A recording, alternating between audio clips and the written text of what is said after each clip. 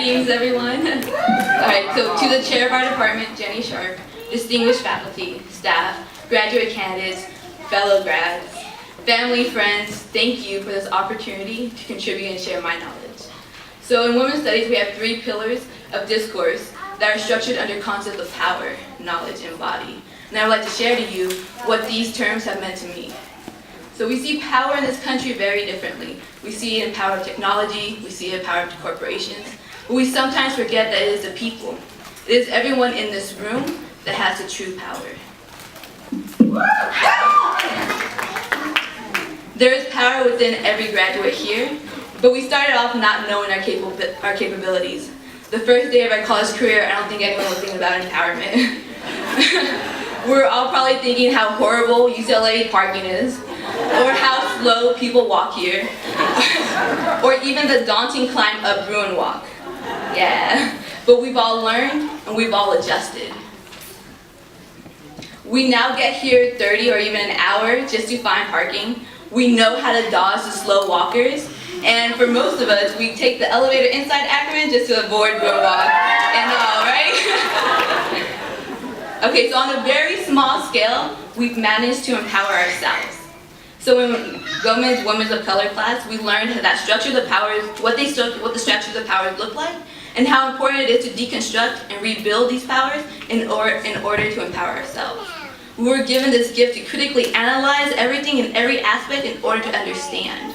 This is one of the many skill sets that have prepared us to start taking bigger steps. Our feminist theories we have all grappled with have allowed us to take even bigger steps. It was in my theory class with Dr. Finch that truly taught me how to conceptualize, analyze, theorize, and memorize these theories that have shaped our understanding and our own position. It is from our class discussions that we have learned how beautiful, strong, and vocal and complex our knowledge is. We have learned from each other, and this knowledge has allowed us to develop new ways of creating change. It is our difference of perspectives that challenge us to view the world differently. It is professors like Hammer, Marchand, Mankekard, and Haley that have kept us asking, well, what does that mean? They were always challenging our minds and to understand all the intersectionalities and to help us achieve this intellectual epiphany.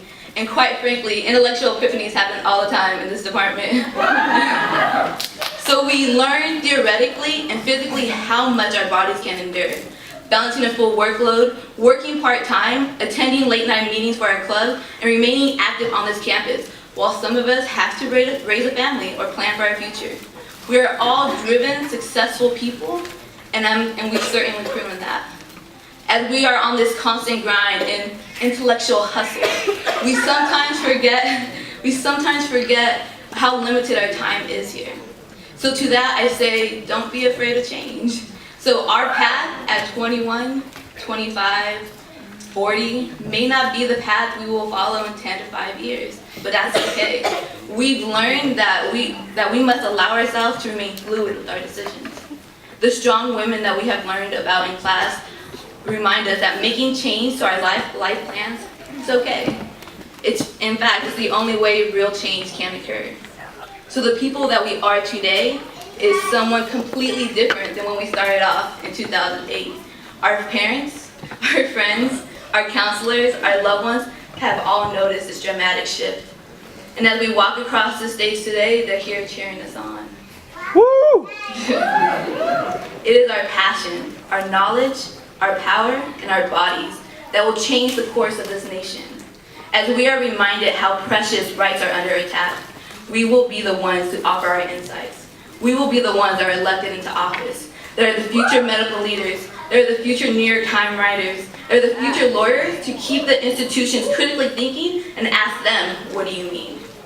It is our turn to become the leaders and the teachers. Whatever we become, it will be the knowledge and skill sets that have been taught in this department that will help guide us to keep defending our own rights. So the power that we have embodied today has the capacity for purpose. So to my graduating class, congratulations, and here's to a purposeful life.